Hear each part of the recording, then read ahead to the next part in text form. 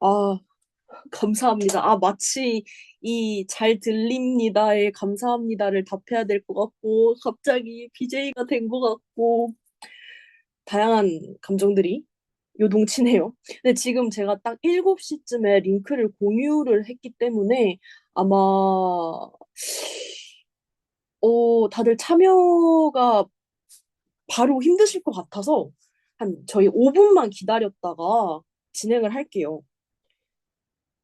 그래도 뭔가 여러분들이 댓글로 반응을 해주시면 제가 좀 학생들이랑 인터랙티브 상호작용하면서 수업을 하는 것처럼 느껴질 것 같거든요. 원래 이거를 혼자 인강을 찍으려고 했는데 혼자 인강을 찍으려고 하니까 마치 허공에 대고 말하는 사람 같아서 스스로가 너무 괴롭더라고요. 그래서 결국 일단 라이브 방송을 한번 하고 이거를 녹화한 거를 편집해서 이제 유튜브에 송출하는 걸로 결정을 했습니다. 그리고 저는 지금 집이라서 조금 소리가 울릴 수 있어요.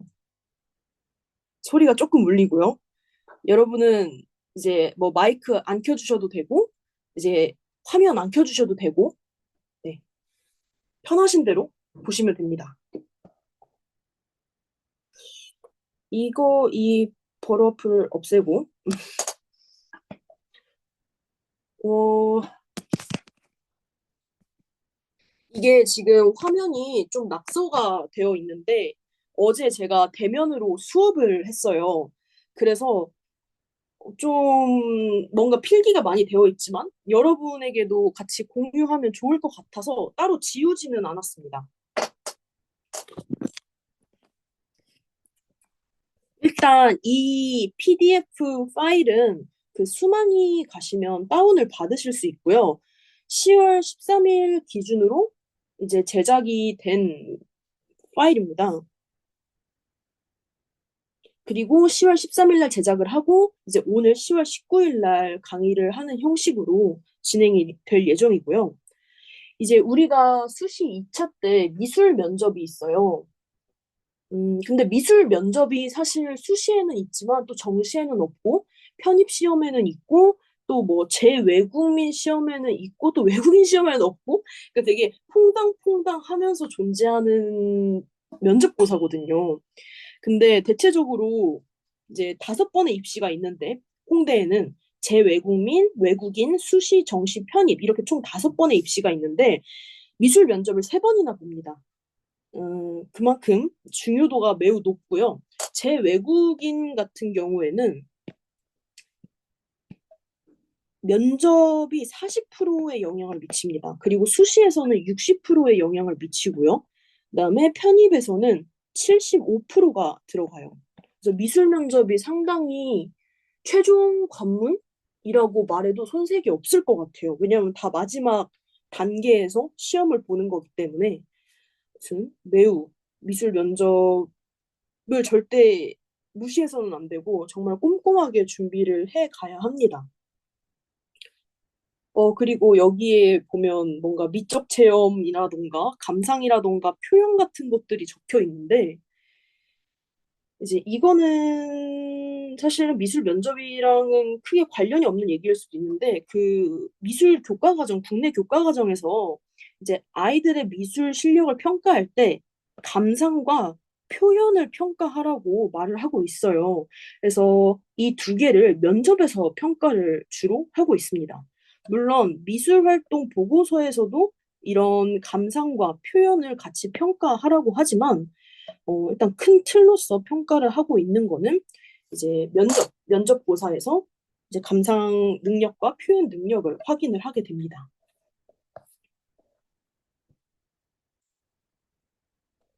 네, 그리고 정시에는 미술 면접이 없습니다. 정시에 미술 면접이 없는 거를 가끔 이제 헷갈려 하시는 분들도 계셔서 이거를 언급하고 넘어가자면 정시 미활부 제출 마감이 1월 15일인데 미술 면접 편입의 미술 면접이 2월 1일이에요. 그래서 상당히 시간이 촉박합니다. 2주 동안 교수들은 미활보를 평가하고 미술 면접도 평가해야 되기 때문에 이제 정시 미활보랑 이제 편입 미술 면접 이렇게 두 개 정도로 나뉘었다고 보시면 될 것 같아요. 이제 편입에서는 면접을 보고 정시에서는 미활보를 보고 하는 식으로 보시면 될 것 같습니다. 아무튼 이거는 뭐 크게 중요한 내용은 아니고요. 이제 오늘 목차를 좀 소개를 해드리자면 총 책이 5챕터로 돼 있어요.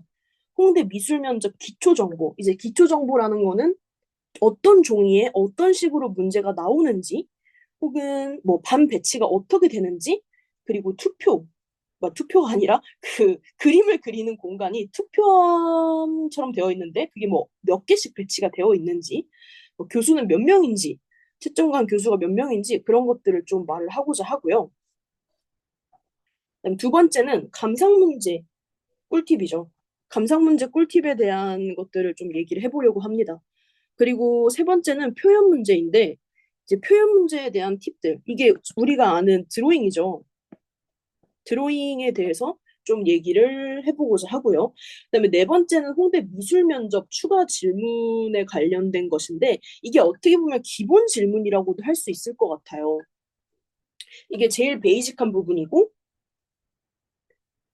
근데 미술 면접고사 시험 1 감상 문제, 표현 문제는 포함이 되지 않기 때문에 추가 질문이라고도 합니다. 그러니까 어떻게 보면 기초 질문인데, 그러니까 다른 학교들 비실기 미대 전형에서는 상당히 기초적인 부분이 맞아요. 뭐 지원 동기, 자기소개 이런 부분들이 을 물어보죠, 보통. 근데 이게 기본인데 홍대 미술 면접에서는 이게 뭐 추가 질문으로 불리는 경우도 있더라고요.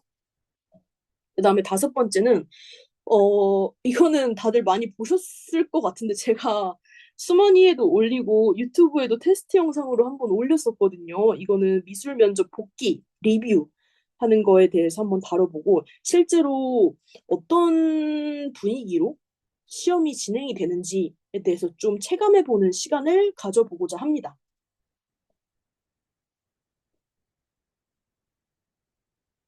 여러분 살아 계시죠? 살아 계신다고 해주세요.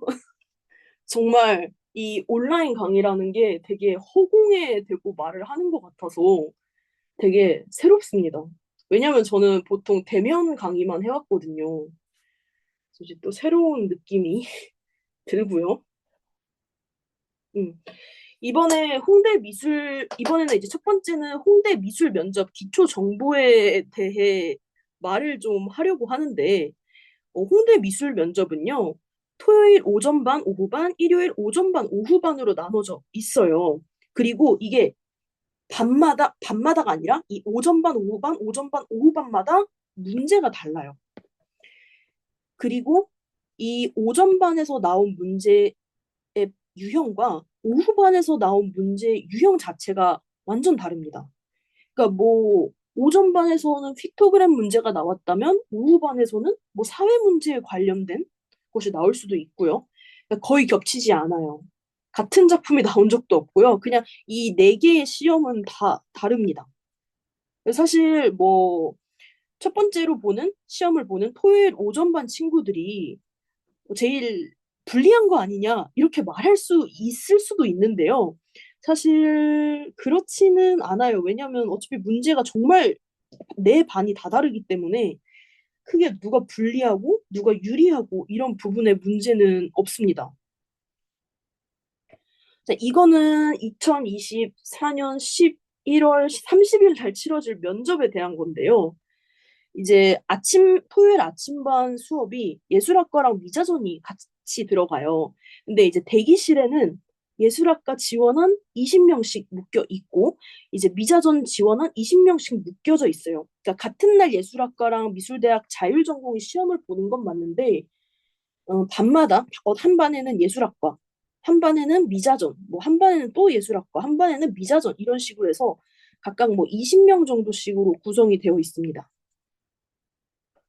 그리고 11월 30일 오후반인 동양학과, 회학과, 판학과, 조속과도 이제 뭐 동양학과 20명, 회학과 20명, 판학과 20명, 조속과 20명 이런 식으로 되어 있고요.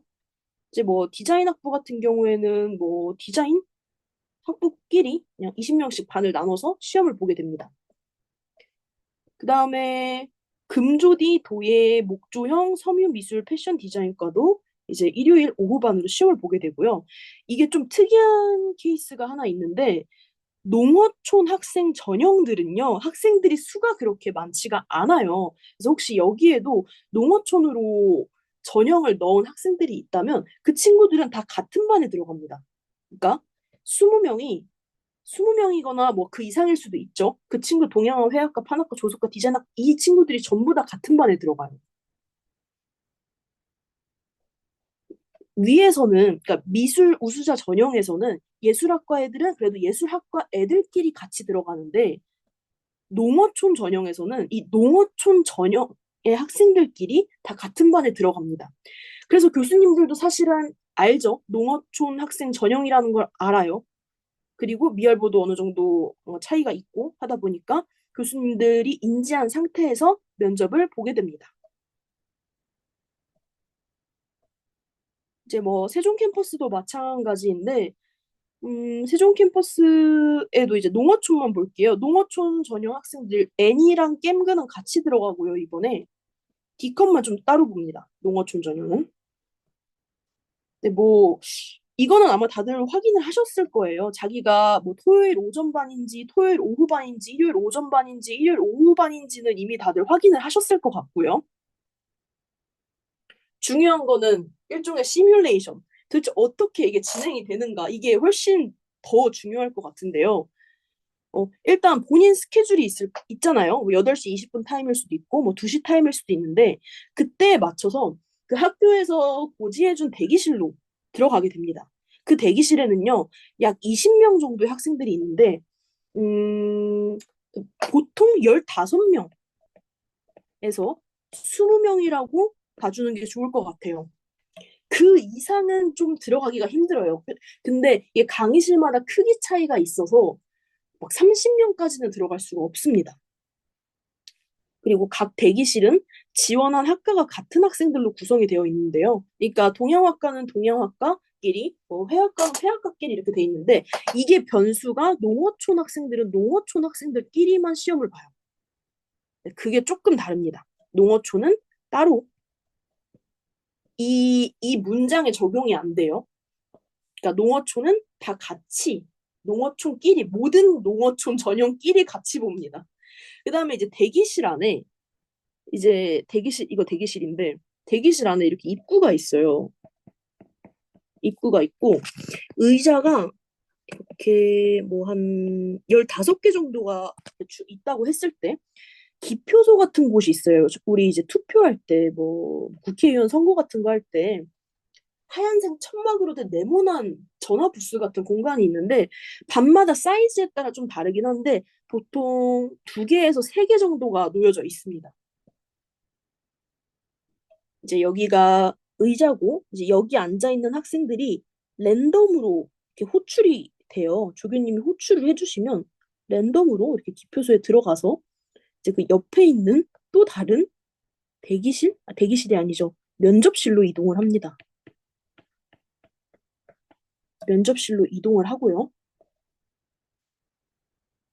면접실에는 교수님이 두 명 계세요. 두 명.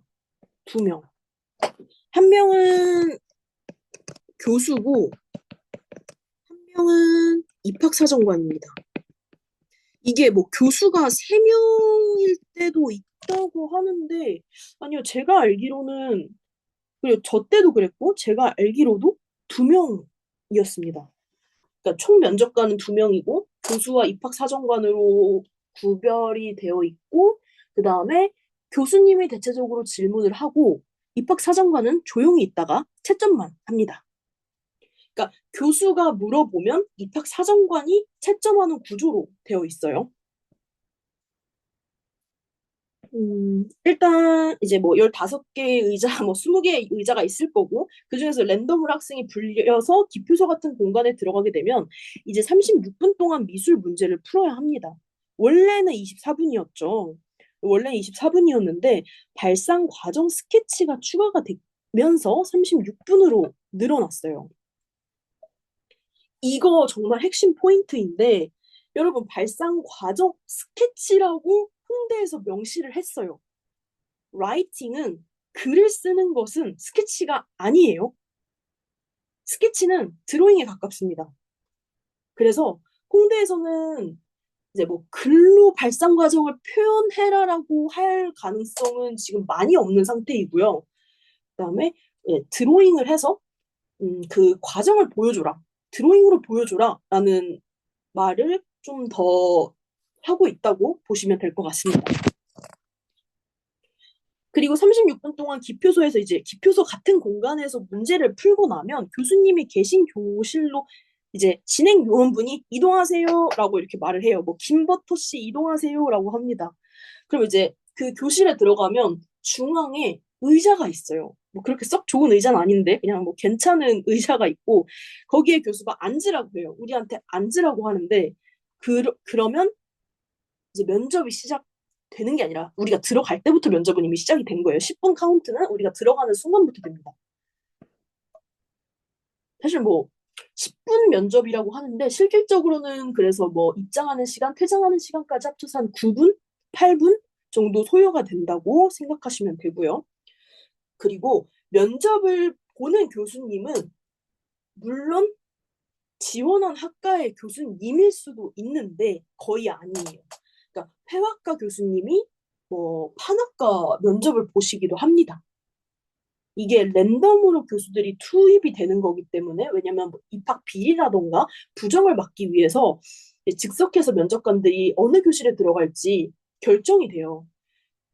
교수님들도 그날 아는 거예요. 내가 어느과 어느 전공 애들을 채점하게 될지를 그날 알게 되는 거기 때문에 음, 네, 그 해당 학과 교수님이 운이 좋다면 랜덤 뽑기에서 뭐 회화과 교수님이 회화를 뽑아서 회화 면접에 들어갈 수도 있지만 거의 그런 경우는 많지가 않고요.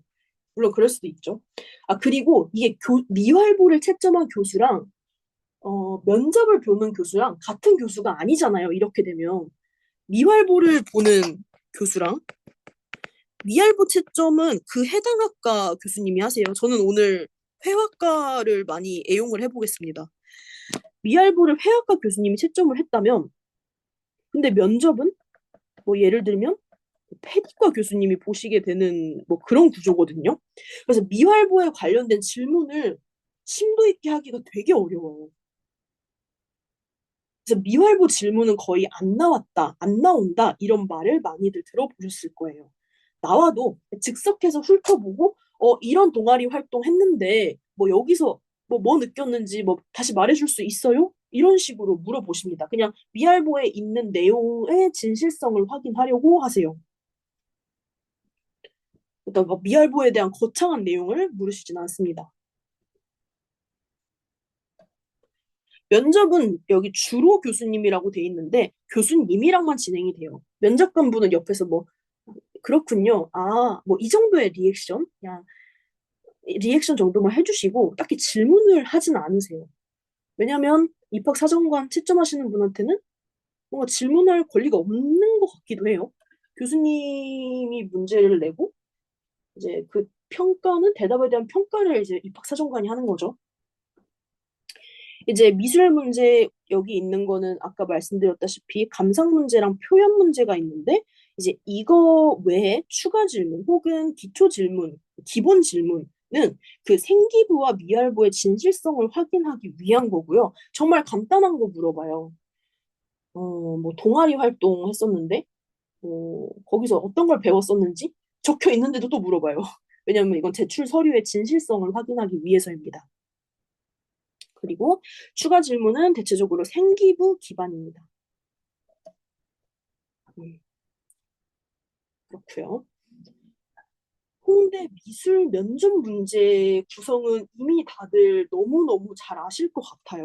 뭐 첫 번째 문제는 감상 문제고, 이거는 그림이 3개 정도 주어질 수가 있고, 아니면 지문이 주어질 수도 있고, 거기에 대한 설명을 해야 됩니다. 이거는 말로 설명해야 돼요. 두 번째 문제는 우리가 드로잉 문제로 알고 있는 표현 문제인데요. 지문이 주어질 수도 있고요. 그러니까 뭐 예를 들면 뭐 이상의 시라던가 아니면 되게 뭐 유명한 작가의 뭐 소설의 일부를 발췌한다던가 그런 지문이 나올 수도 있고 아니면 이미지 한두 개 정도 제시해주고 거기서 영감을 받아서 간단한 스케치로 표현한 후 구두 설명을 해라 라고 말을 합니다. 여기 보면 간단한 스케치라는 말이 있는데 이거를 조금 주목해 주셔도 좋을 것 같아요. 즉, 고퀄리티 그림보다 아이디어를 지금 홍대는 더 많이 보거든요. 뒤에서도 계속 설명을 하겠지만, 그러니까 내 아이디어를 시각화해서 보여줄 수만 있으면 사실 실기력은 크게 문제가 되지 않아요. 여러분 혹시 이거 듣다가 좀 궁금하신 점 있거나 하면 댓글을 남겨주시면 너무 좋을 것 같아요. 왜냐면 제가 이해가 안 되는 부분을 그냥 넘어가 버렸을 수도 있고 또 궁금한 부분을 충분히 해소하지 못하고 넘어갔을 수도 있기 때문에 댓글을 남겨주시면 너무 감사할 것 같고 제가 지금 허공에 말하는 느낌이라 좀 반응을 해주시면 너무 감사할 것 같습니다. 네, 아무튼 이렇게 고퀄리티 그림을 요구한다기보다는 내 아이디어를 얼마나 잘 시각화할 수 있는지, 그러니까 내가 생각하고 있는 아이디어를 너 그림으로 좀 표현할 수 있어? 그거를 보는 문제예요. 아, 그리고 이게 좀 중요한 건 아닌데? 중요한 건가? 그러니까 홍대 시험지 구성을 보여드릴게요. 문제지 구성을 보여드릴게요. 일단 이 종이가요. A3 사이즈가 일단 한 장에 주어집니다. 문제지 사이즈는요. A3예요. 그냥 사절지? 우리 미술학원이나 뭐 어렸을 때 학교나 뭐 이런 데서 썼던 그 도화지 사이즈 정도의 이제 문제가 나오는데 일단 여기 1번 문제가 이렇게 쭈루루루루룩 나오고 그림이 한 3개 정도 주어지고 아래는 비어 있고요. 그다음에 2번 문제, 표현 문제죠. 여기에 뭐 이제 쭈루루루 글이 나와 있고 뭐 그림을 한 2개 준 다음에 이제 여기다가 그려라라고 해요. 여기다가 여기다가 그리게 되는데 이 칸의 사이즈는 A4 사이즈입니다. 시험지 자체는 사절지인데 드로잉을 하는 공간의 사이즈는 A4입니다. A4 사이즈로 그림을 그려야 하고요. 그리고 여기 이제 빈 곳들이 있어요. 뭐 이런데 이제 싹 다 초록색으로 제가 칠한 부분은 거의 다 비어 있는데 여기다가는 원하는 글씨를 써도 되고요. 또 종이 뒷면에다가도 충분히 글씨를 써도 됩니다. 글씨 쓰는 거에 대해서 뭐라고 하지 않고요. 이제 교수님 홍대 같은 경우에는 그림을 들고서 교수님한테 설명을 해야 되거든요. 이 사절지 종이를 들고 설명을 해야 되기 때문에 뒷면을 우리가 볼 수 있어요. 그러니까 뒷면에 글씨 써도 돼요. 그리고 학교에서도 앞면, 뒷면을 자유롭게 사용하세요라고 말을 하기 때문에 충분히 그러니까 자기가 면접 때 나 이거 키워드만 써놓으면 못 말할 것 같은데 하면 뒷면에다가 문장으로 쫙 발표 내용을 써놔도 돼요. 보고 읽어도 됩니다. 그 교수님들이 보고 읽는다고 해서 절대 뭐라고 하지 않아요. 네, 맞아요. 자기 생각을 뒷면에 남겨도 됩니다. 그리고 학교에서도 그렇게 하라고 시험지에 써 있어요. 그러니까 내가 키워드로 예를 들어서 뭐 키워드로 일단 머릿속에 둥둥 떠다니는 걸로 해놓지 않고 정말 글씨로 써놔도 돼요. 그리고 보고 읽어도 됩니다. 교수님한테는 그림을 보여주면서 나는 뒷면에 써 있는 글을 보고 읽어도 돼요. 종이 재질은 우리 그냥 평범한 A4 용지 있잖아요. 뭐 그냥 한 75g, 80g 정도짜리 그 정도 되는 되게 얇은 종이에 나와요. 살짝 도화지랑 달라서 미끄럽습니다. 그러니까 우리가 평소에 쓰는 A4 용지가 도화지랑 다르게 좀 그러니까 상대적으로 미끄럽고 얇은 감이 있는데 그런 종이에 나와요. 도화지에 인쇄되어 나오지 않고 평범한 그냥 프린트기 종이에 제공이 됩니다. 네, 연필이랑 지우개는 제공이 돼요. 연필이랑 지우개 둘 다 제공을 해줍니다. 그리고 학교에서 연필은 다 깎아서 주고 연필에 문제가 있으면 그 자리에서 교환도 해주니까 그것은 너무 크게 걱정 안 하셔도 됩니다. 연필은 사비이고요. 갑자기 헷갈리는데 연필은 더존 연필이에요. 그 갈색 사비 연필로 유명한 거 있는데 그걸 주고 지우개는 톰보우 지우개를 줍니다. 근데 뭐 이거는 제공 업체에 따라서 조금 바뀔 수도 있는 부분이라 명확 이번에도 그럴진 잘 모르겠어요. 근데 사비 연필인 건 맞아요. 이거는 홍익대 홈페이지에 나와 있는 사항입니다.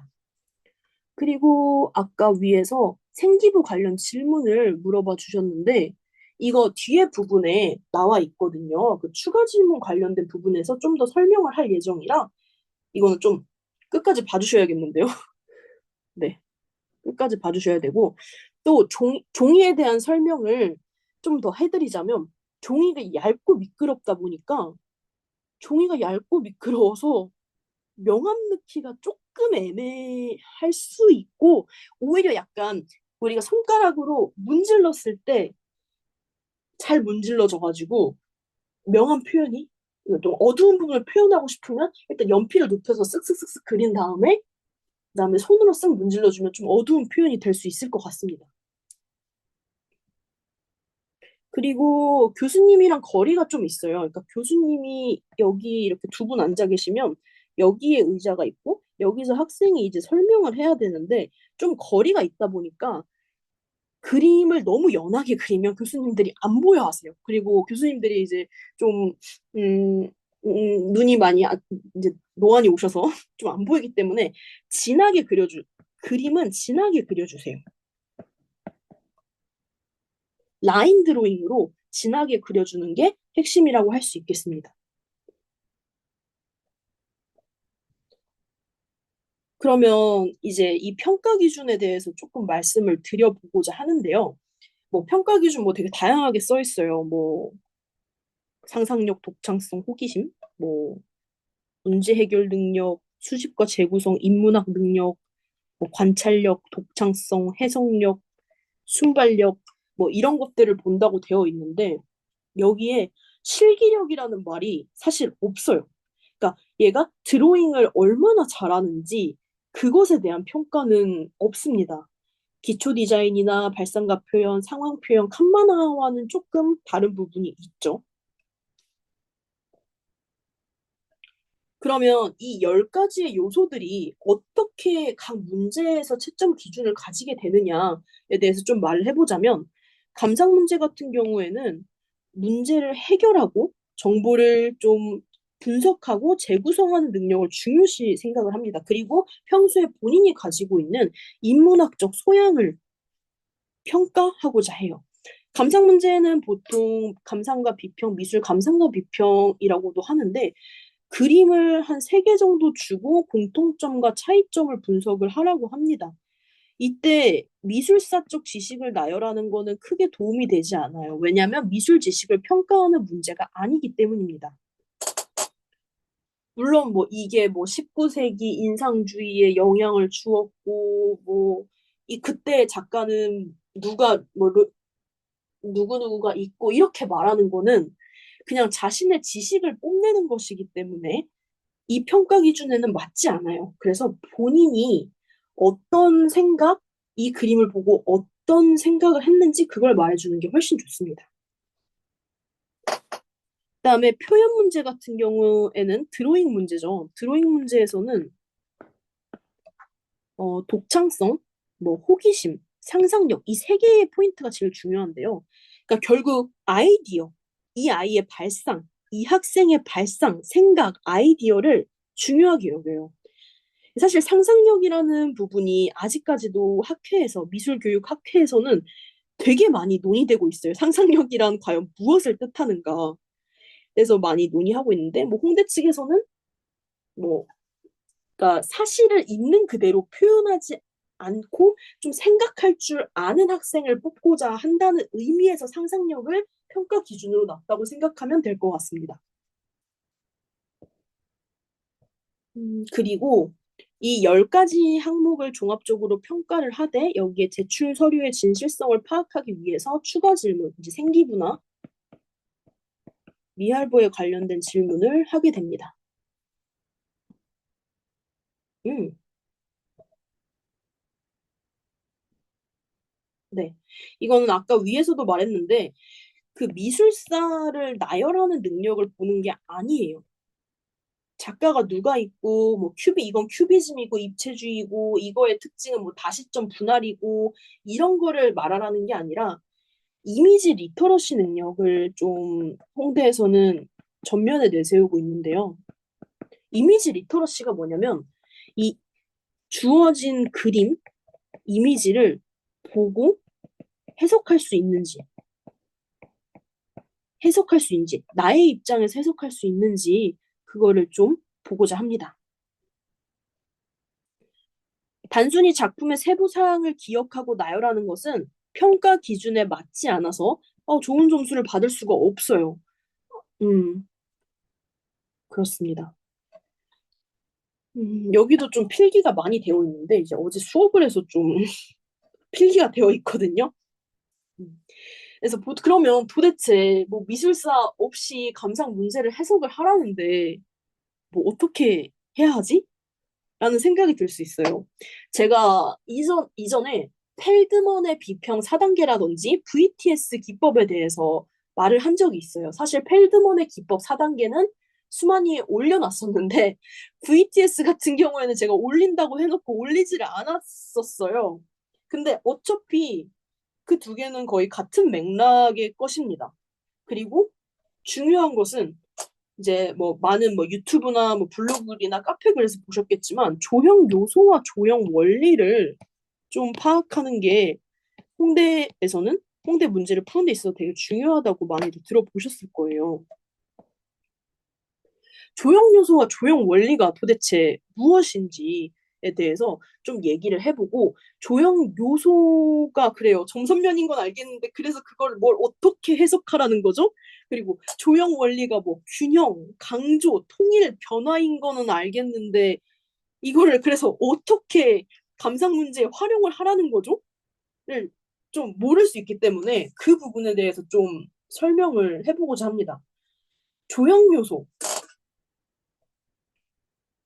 일단 조형 요소에는요, 우리가 흔히 아는 점, 선, 면이 있어요. 그리고 이제 뭐 형태가 있고 명암, 색, 질감, 공암까지도 조형 요소라고 합니다. 하지만 이 키워드들을 뭐 딱히 외울 필요는 없어요. 그러니까 조형 요소가 말하고자 하는 거는 우리가 이 이미지, 이 그림에서 무엇을 볼 수 있는지, 무엇이 보이는지를 알게 해주는 질문의 요소 중 하나입니다. 조형 원리에는 뭐 리듬부터 변화까지 뭐 다양한 것들이 있는데 조형 요소들이 어떻게 배치되고 활용되었는지가 중요한 것이지 리듬, 비례, 균형, 대비, 강조, 점이, 반복, 통일, 변화를 외우는 것은 사실 쓸모가 없어요. 이 키워드를 외우는 거는 크게 중요하지 않습니다. 그냥 이 조형 원리에서 질문을 하고자 하는 것은 조형 요소들이 어떻게 배치되고 활용되었는지를 질문을 던진다는 게 중요한 거예요. 이렇게 말하면 너무 어려워요. 그래서 제가 예시를 좀 준비를 해왔는데요. 음, 자, 여러분 혹시 빈센트 반 고흐의 별이 빛나는 밤에라는 작품을 아시나요? 별이 빛나는 밤. 제가 빠르게 그려볼게요. 기억이 나나 내가? 대충 뭐 파란 배경에 검은색 검은색 산이 있는데 검은색 산이 이렇게 있고 달이 있어요. 달이 있고 막 별이 막 빛나고 있어요. 너무 충격적인 그림인데 아무튼 이런 그림이 있습니다. 반 고흐의 별이 빛나는 밤이라는 작품이고요. 이 작품을 가지고서 한번 예시로 설명을 해볼게요. 자, 조형 요소, 선. 그러니까 선이라는 건 아는데 이거를 어떻게 응용해야 할지 모르는 게 지금의 많은 학생들의 문제이거든요. 그러니까 작품에 어떻게 선이 사용되었고 그런 선의 방향이나 두께가 어떻게 다루어졌는지, 그러니까 무엇이 선이 어떻게 사용되었는지를 보자면 방고의 별이 빛나는 밤에 같은 경우에는 상당히 거칠고 뭔가 그 괴로운 강렬한 붓질이 좀 많이 들어가 있는 편이에요. 그런 선이 사용되었다. 뭔가 강렬하고 괴로운 그런 감정을 담은 감정이 녹아 들어가 있는 선이 쓰였다를 말하려고 하는 것입니다. 그러니까 그 그림을 봤더니 뭐 이 그림은 되게 선이 부드럽다. 뭐 이 그림은 선이 되게 거칠어서 뭔가 고난과 역경, 풍파를 거쳐나가는 걸 말하는 것 같다. 그런 식으로 좀 해석을 할 수 있겠습니다. 그다음에 색을 보면 이 방고의 별이 빛나는 밤에에서 색 조합은 이제 파란색과 노란색을 위주로 많이 썼는데 그래서 대비가 많이 돼요. 대비 이거는 원리와 관련된 거죠. 그러니까 일단 무엇이 대비 여기 있어요. 그러니까 파란색이랑 노란색이 보색이라서 대비가 되는 것이 많이 느껴지거든요. 그래서 조형 요소를 통해서 무엇이 보이는지를 먼저 보고 조형 원리를 보면서 조형 요소들이 어떻게 배치되고 활용되었는지를 좀 파악을 할 수 있습니다. 그리고 이제 형태는 그러면 어떻게 분석을 할 수 있죠? 방고의 그림에서 산이 되게 꾸불꾸불하고 길고 하늘로 뻗어 있어요. 이 형태는 어떻게 보면 산인데 원래 산보다는 좀 추상적일 수는 있겠네요. 그래서 대상을 사실적으로 표현하진 않았죠. 방고가 별이 빛나는 밤에서 약간 변형했어요. 그러니까 본인의 관념, 본인이 보이는 것, 본인의 생각에 맞춰서 밤하늘과 그 산을 그렸기 때문에 이거는 추상에 좀 더 가까울 수 있다. 좀 개념적인 거에 좀 더 가까울 수 있다고 말을 할 수 있을 것 같습니다. 그리고 조형 요소에서 뭐 질감을 안다고 해서 이건 또 어떻게 해석을 해야 되죠? 질감. 이 방고의 별이 빛나는 밤 같은 경우에는 질감이 되게 두텁고 유화를 두껍게 발라서 되게 두터운데 그 묵직함과 그 약간의 거칠고 혼란스러운 질감이 들어가 있어요. 그래서 그 붓질의 텍스처와 그 질감이 작품 자체에 영향을 주고 있습니다. 그래서 이렇게 조형 요소를 파악해 보면 질감이 되게 뭔가 이렇게 막 혼란스러워 하면 이 작가가 좀 혼란스러운 감정으로 그림을 그린 게 아닐까라는 생각을 하게 되고요. 그래서 그거를 정리해서 말을 할 때 면접에서는 별이 빛나는 밤은 되게 뭐 거칠고 혼란스러운 감정을 많이 담고 있는 붓질을 쓴 것 같다. 그래서 나는 작가가 되게 그 당시에 뭔가 어려웠었던 것 같다. 뭐 힘들었었던 것 같다. 그거를 표현을 한 것 같다. 이런 식으로 말을 할 수 있겠습니다. 공간.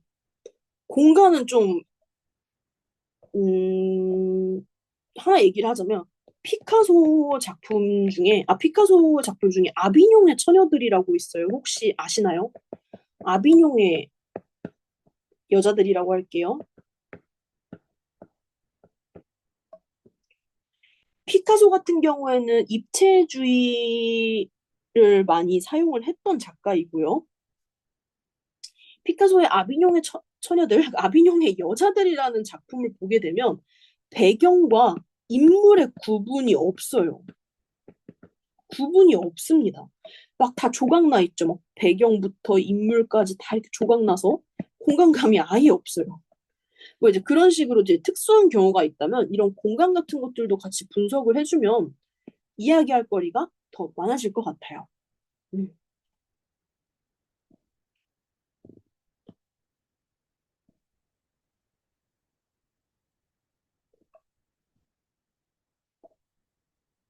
조형 원리에 대해서도 좀 말을 해보자면, 뭐, 작품에서 어떤 부분이 뭐 가장 강조되었는지를 말을 함으로써 좀 거기서 내 해석을 끌어오는 게 중요할 것 같습니다. 아까 사실 조형 요소를 말을 하면서 조형 원리에 대해서도 연결을 해서 좀 설명을 해가지고, 그러니까 결국 예를 들자면, 위에 했던 색이 파란색이랑 노란색으로 사용이 되어서 이 색의 대비가 느껴진다. 보색의 개념이다. 대비가 느껴진다. 그래서 이 대비라는 거는 색이 대비가 강해서 좀 더 밤의 이미지가 강하게 느껴진다. 그래서 마치 화가가 밤에 좀 더 많은 활동을 했던 것 같고, 그러니까 밤을 이렇게 구체적으로 자신의 감정을 담아서 그렸다는 것은 작가가 밤에 뭐 활동을 많이 했었던 것 같다. 이런 식으로도 말을 할 수 있을 것 같아요. 그러니까 결국 조형 요소와 조형 원리를 통해서 내 느낌적인 해석을, 내 해석, 내 관점에서의 해석을 뽑아내는 게 제일 중요합니다. 조형 요소, 그리고 이제 여기 빨간색 글씨로 펠드먼의 비평 4단계가 있는데, 이 1단계에 무엇이 보이는가가 있습니다. 이게 조형 요소를 파악하라는 말이에요. 무엇이 보이는가. 그다음에 펠드먼의 비평 2단계에서는 어떻게 표현하였는가. 그 이 조형 요소들을 가지고 조형 원리를 어떻게 표현을 하였는가를 묻습니다. 그리고 나서 이 1단계 조형 요소, 그러니까 무엇이 보이는지, 그 다음에 2단계 조형 원리, 조형 요소들이 어떻게 배치되고 활용되었는지를 파악한 다음에 내 입장에서 해석을 해주면 돼요. 작가의 의도를 말하는 것이기 때문에 보통 문제가 뭐 두 작품, 세 작품을 비교하고 뭐 작가의 의도를 추측해 보시오 이런 거기 때문에 단호하게 작가의 의도는 이렇습니다라고 말을 하는 것보다 뭐뭐일 것 같습니다라고 말을 해주는 게 훨씬 좋습니다. 3단계하고 4단계는 그냥 통합시켜도 될 것 같아요. 결국 내 입장에서 그래서 뭐를 말하려고 하는 건지 뭐를 이제 이 부분을 정리를 해서 교수님한테 말을 해주면 됩니다.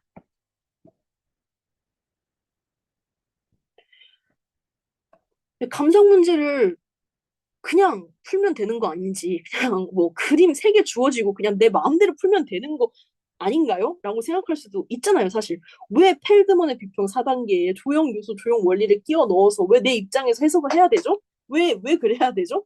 라고 묻는다면, 뭐 여기도 이제 뭐 이유가 적혀 있긴 한데,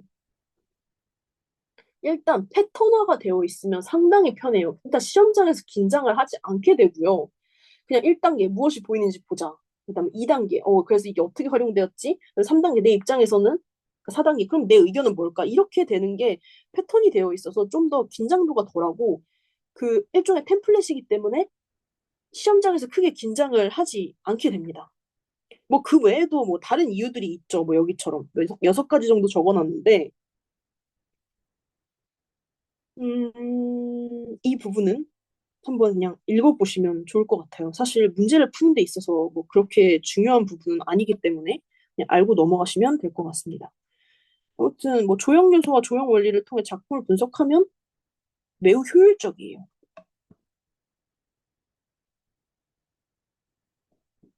그럼 우리 문제를 하나 풀어보면 좋을 것 같아요.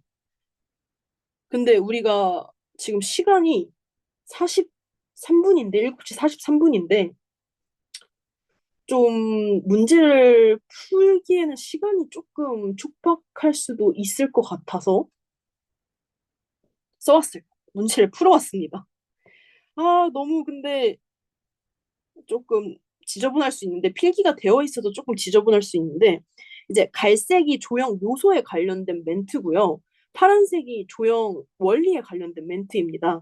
그래서 이거에 대해서 제가 읽으면서 조금 해설을 해볼게요. 근데 이거 수업할 때마다 약간 국어 지문 해석하는 느낌이라서 약간 당황스럽긴 한데, 그래서 그냥 해볼게요.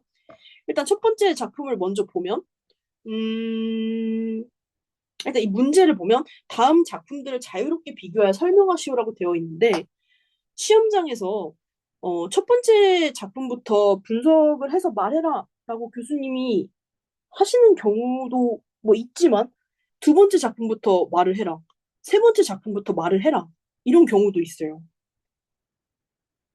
그러니까 그냥 뭐 설명해 보세요라고 하면 그냥 처음부터 쭉쭉쭉 설명을 하면 되는데 세 번째 그림부터 설명을 하라고 하면 본인이 좀 준비한 그 시험장에서 대기실에서 준비한 거랑 좀 다를 수 있어서 당황할 수 있는데, 그러니까 그러기 때문에 좀 단계별로 조형 요소와 조형 원리를 분석해서 그때그때 맞춰서 면접에서 말할 수 있게 하는 게 중요합니다.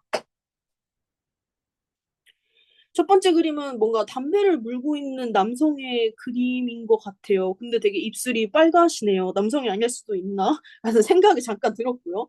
두 번째 그림은 우리 너무 잘 아는 거죠. 영화 포스터 관상이기도 했고, 관상이라는 영화 포스터기도 했고, 조선시대에 되게 유명한 선비의 뭐 초상화기도 했고요. 세 번째 그림은 다들 아실 것 같아요. 그 앤디 워홀의 마릴린 먼로 작품입니다. 그래서 한번 세 작품을 비교한 거를 제가 이제 서술을 해놨어요. 첫 번째 작품 같은 경우에는 되게 붓질이 거칠고요. 색채가 좀 어두운 편이에요. 조금 확대해서 볼게요. 이런 식으로 참고로 그 문제지는 고화질 그림을 줍니다. 작품 이름과 작가명은 알려주지 않지만 그래도 그림만큼은 고화질로 주기 때문에 이제 이미지를 분석하는 데 있어서는 크게 걱정하지 않으셔도 돼요. 이제 첫 번째 작품에서는 거친 붓질과 어두운 색채가 사용되었다고 말을 했는데 이거는 조형 요소에서 선과 색에 관련된 내용이고요. 그 다음에 그 거친 붓질과 어두운 색채가 인물의 강한 개성과 고독감을 표현하는데 이러한 표현 방식은 작품을 보는 이로 하여금 인물의 내면을 깊이 생각하게 만드는 것 같다라고 서술을 해놨어요. 그러니까 이게 대비랑 강조라는 조형 원리가 내면 표현에 뭐 어떻게 영향을 미치고 있는지에 대해서 말을 합니다. 방금 댓글로 질문이 나왔는데 작품명과 작가 이름이 나오는 경우도 있긴 해요. 있긴 한데 거의 안 나와요. 그 학교 홈페이지에는 작가명이랑 작품명이 써 있잖아요. 그 기출 문제에는. 근데 실제 시험장에서는 안 줍니다.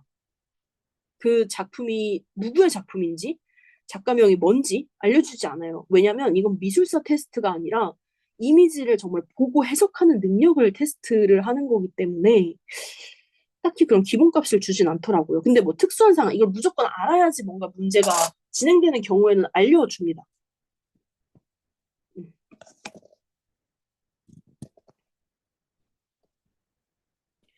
두 번째 작품은 뭐 여백과 균형을 통해서 이제 공간이죠. 공간과 균형을 통해서 인물의 차분함과 고요함을 강조하는 것 같다. 이것은 균형이 주는 나의 감정을 말하는 거예요. 그 다음에 뭐 팝아트 쪽으로 가보면 팝아트에서 색이 되게 강렬하게 쓰였다.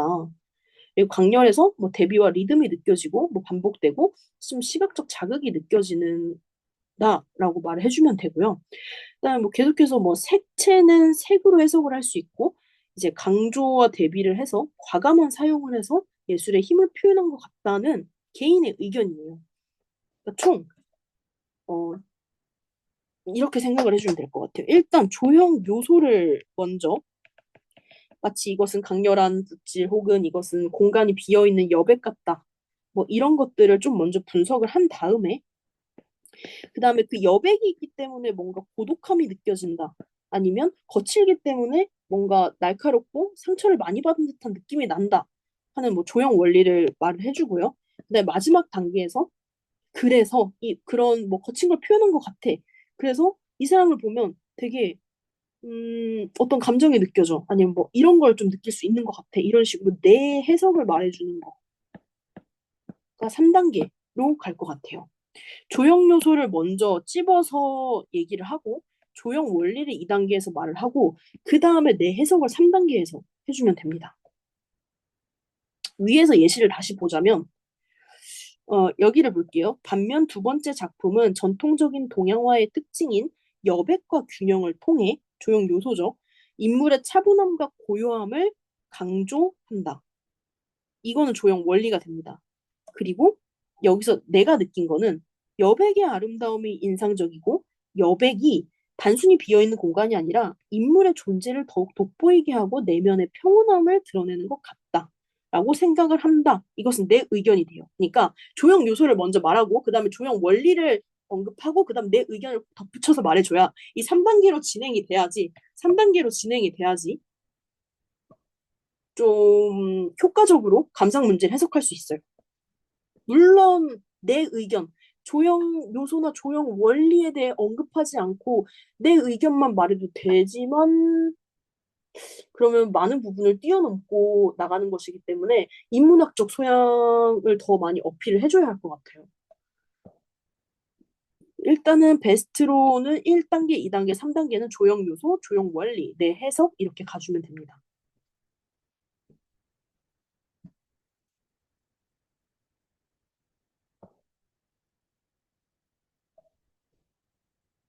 작품을 여기 이 부분을 볼게요. 작품을 설명할 때 물론 뭐 이걸 보니 거칠게 표현한 걸 보니까 뭔가 작가가 뭐 상처를 많이 받았나 대해서 말을 하는 것 같아요라고만 말을 하면 조금 설득력이 떨어져요.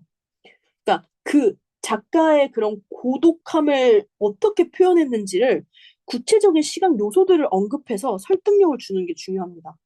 그냥 느껴지는 게 뭔가 슬프다. 이것보다 이런 시각 요소들이 있기 때문에 이러한 상징적 요소들이 있기 때문에 저는 이렇게 생각을 했어요. 라고 근거, 설득력 있게 답을 해주는 게 좋겠어요. 그리고 중요한 거는 자신이 체계적으로 이것을 분석했다. 이미지를 읽고 해석하는 능력을 내가 체계적으로 했다. 는 것을 보여줄 수 있기 때문에 면접에서도 꽤 좋은 평가를 받고 이렇게 해석을 하면 대체적으로 못 푸는 문제는 없다고 보면 됩니다. 벌써 1시간이 됐다는 게 일단 믿기지가 않고요. 아직 감상 문제까지밖에 안 했는데 어떻게 1시간이 됐죠? 충격적인데? 여러분 혹시 이 이제 감상 문제에서도 그래도 조금 미술사적 지식을 알면 좋긴 하잖아요. 그래서 그 미술사 기초로 알아야 될 작가나 작품을 제가 10개 정도 뽑아왔어요. 네, 첫 번째 같은 경우에는 비디오 아트인데 이 비디오 아트가 혹시 작가가 누군지 아실까요? 한국에서 되게 유명한 작가고 전 세계에서는 더 유명한 작가예요. 작품명은 TV 부처라는 작품이고 맞아요. 여기 뒤에 백이라고 써 있는데 백남준 작가의 TV 부처라는 작업입니다. 여러분 밖에 불이 났나 봐요. 사이렌이 울려요. 이게 지금 집 베란다라서 저의 사생활을 약간 다 보여주는 느낌이긴 한데 네, TV 부처라는 작업이고 여기에 카메라가 있어요. 카메라가 부처를 찍고 이 부처가 TV로 다시 재생이 되는 것을 보여주고 있는데요. 이 작품을 통해서 백남준 작가가 말하려고 했던 거는 음, 사실 이건 계속 말해왔던 거긴 한데 이분이 1인 미디어 시대가 올 것이다 라는 예언을 했거든요. 그러니까 뭔가 개인이 방송하는 시대가 올 것이다. BJ?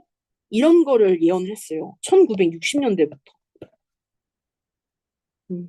그래서 이제 그런 것들을 좀 표현을 하고자 이런 작업들을 했습니다. 뭐 그거는 백남준에 대한 이야기는 크게 중요하진 않은데 사실 백남준 작가 작품이 자주 나오죠. 자주 나와요. 미술 면접 문제에. 그리고 제가 백남준을 뭐 좋아해서 조금 더 말을 해봤습니다. 아무튼 근데 우리는 빠르게 넘어가야 되니까 이제 기초미술 지식 개념에서 이제 비디오 아트는 1960년대부터 시작된 예술 장르인데 원래 백남준 작가가 처음부터 비디오 아트를 했던 건 아니에요. 아마 아시겠지만 플럭서스라는 미술가 그룹, 지금으로 치면 약간 아이돌 그룹인가? 그런 거에서 시작을 했고요. 이제 비디오를 매체로 사용해서 예술적 표현을 시도했던 작가입니다. 백남준 작가가 이게 되게 좀 특이한 썰이 있는데, 음, 그 백화점에 소니 카메라를 판매가 되던 시기가 있었어요. 그러니까 백화점에 가서 오픈런으로 소니 카메라를 사서 그 소니 카메라로 개인용 카메라로 자기가 자기 얼굴을 찍고 그거를 저녁 시간에 그 아티스트 그룹 저녁 시간에 가서 그거를 친구들에게 보여줬어요. 그리고 했던 말이 1인 미디어의 시대가 올 거다. 이런 말을 했죠. 그때가 1960년대였어요. 되게 비디오에 있어서 엄청 선구자셨다는 거를 좀 말씀을 드리고 싶었고요. 음, 그다음에 인터랙티브 아트 혹시 이 작품을 보신 분이 있을까요? 이게 아마 한국에서는 한 10년도 더 전에 전시가 되었던 건데 혹시 여러분 이게 무엇으로 보이시나요? 사람들이 서 있고 천장에서 무언가가 떨어지고 있는데 혹시 이게 무엇으로 보이시나요? 맞습니다. 비입니다. 아무도 대답을 안 해줘서 그냥 저 대답을 했어요. 레인 룸이라는 작품인데 이게 왜 인터랙티브 아트죠? 라고 물어보신다면 사람이 지나가는 곳에는 비가 안 내려요. 그러니까 내가 지나가고 있으면 그 방에서 이 방에 내가 지나가면 비가 나를 피하진 않지. 나를 제외하고 내립니다. 손을 뻗으면 또 그 자리에는 비가 내리지 않아요. 그러니까 상호작용을 하면서 작업을 하게 되기 때문에 인터랙티브 아트라고 보통 말을 합니다. 상호작용을 하면서 이루어진 아트라고 해서 인터랙티브 아트라고 하고요.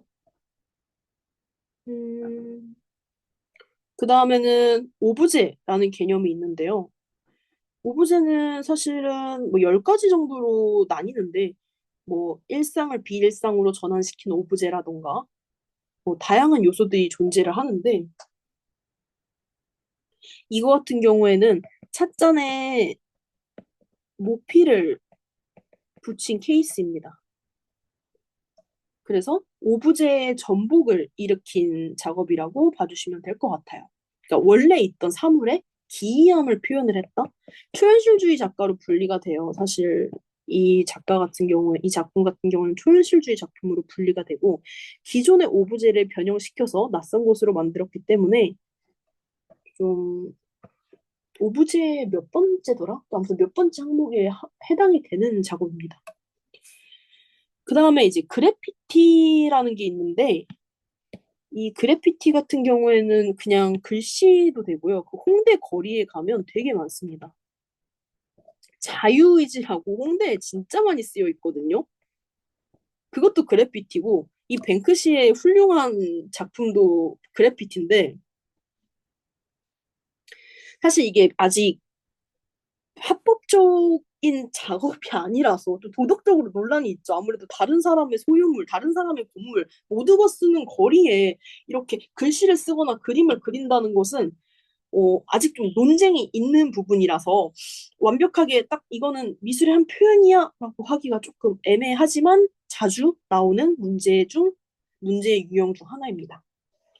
그다음에 아상블라주 같은 경우에는 콜라주랑 좀 많이들 비슷하다고 느끼시는데, 어떤 부분이 다르냐면 콜라주는 우리 어렸을 때 다이어리 꾸미기 해봤잖아요. 좀 예쁜 스티커나 마스킹 테이프 이런 것들로 예쁘게 꾸민 좀 예쁜,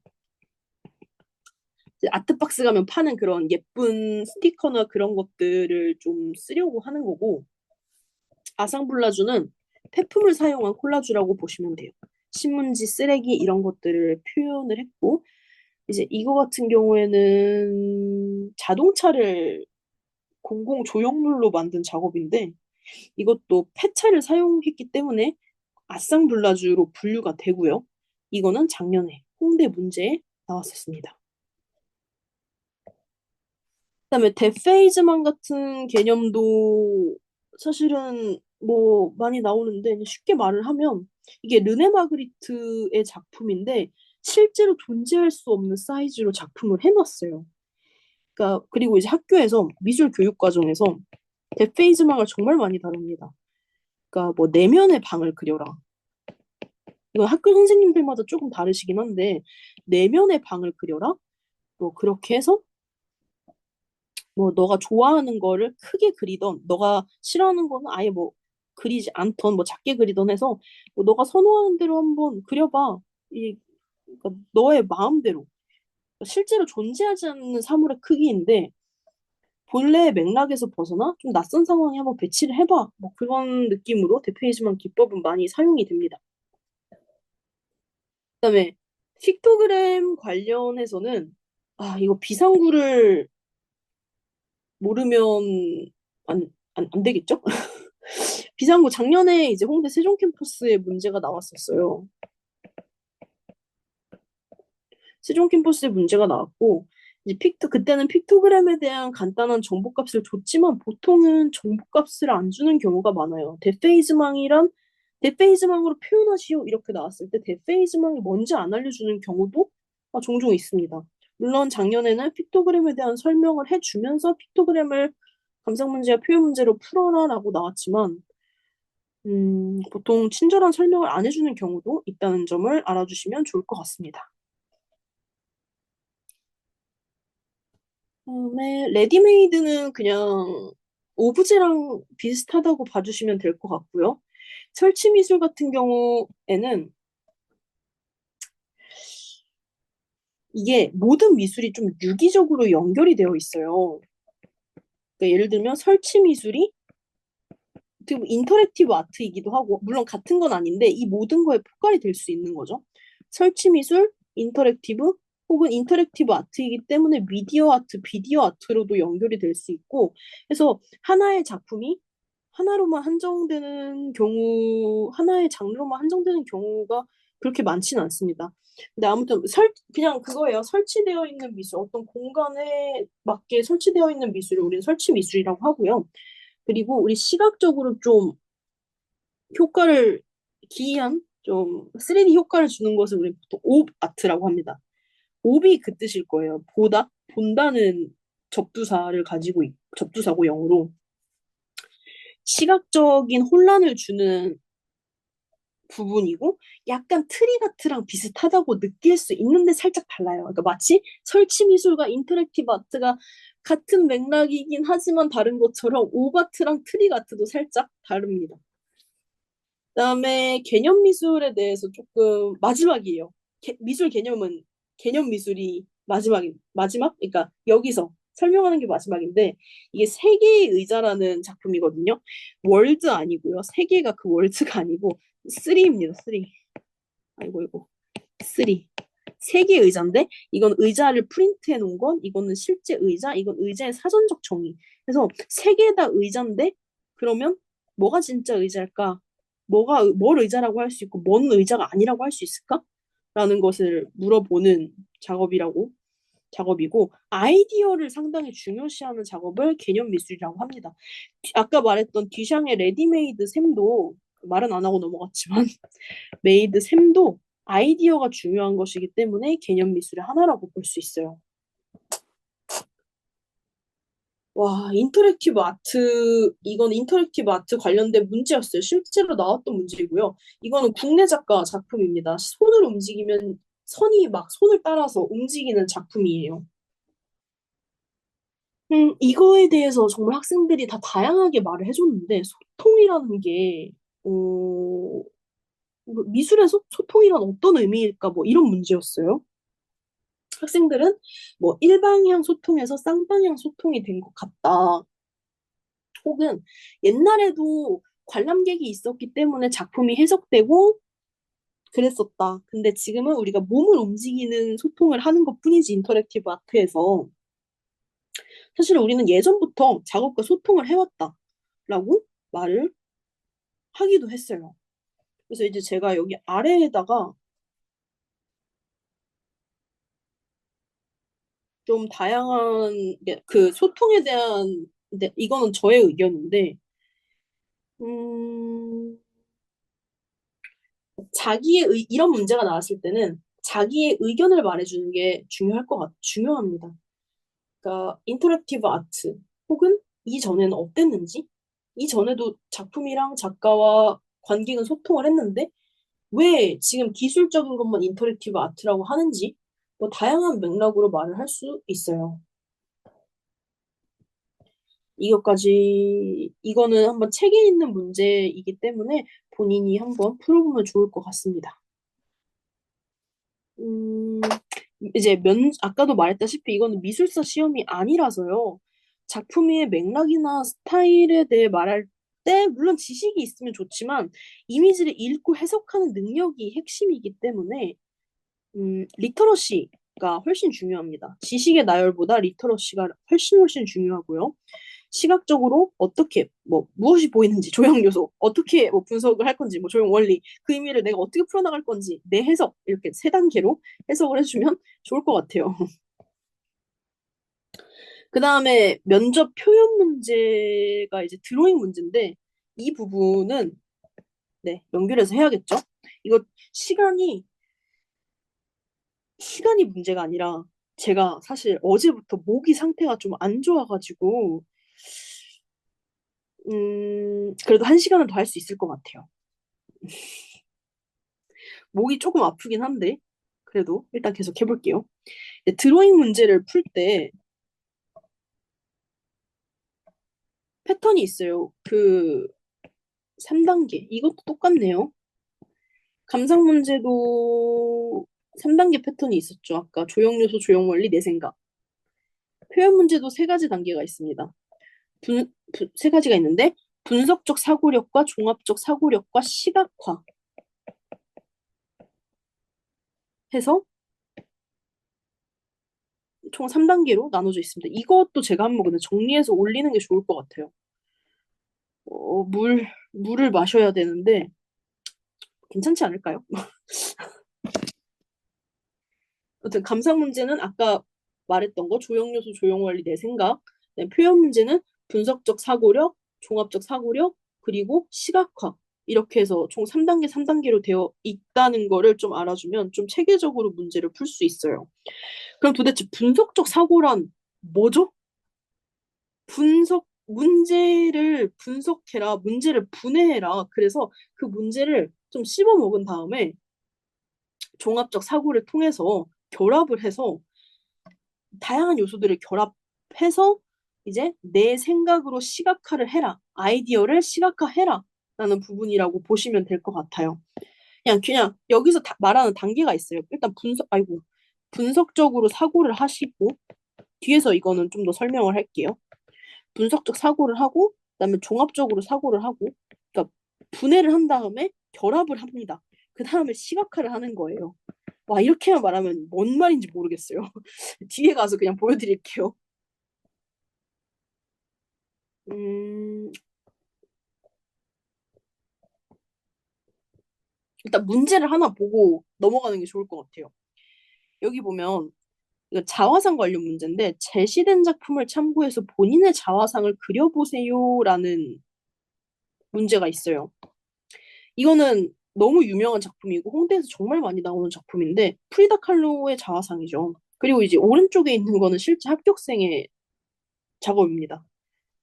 이 친구 같은 경우에는 이건 이제 실제로 냈던 건 아니고 재현한 거예요. 그러니까 이 친구가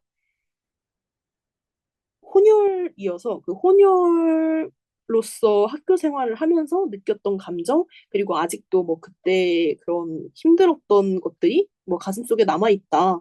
이런 것들을 좀 뭐 표현을 했던 그 학생의 작업이고요. 그래서 여기서 어떻게 문제를 그 기법, 공식을 쓸 수 있는지를 보겠습니다.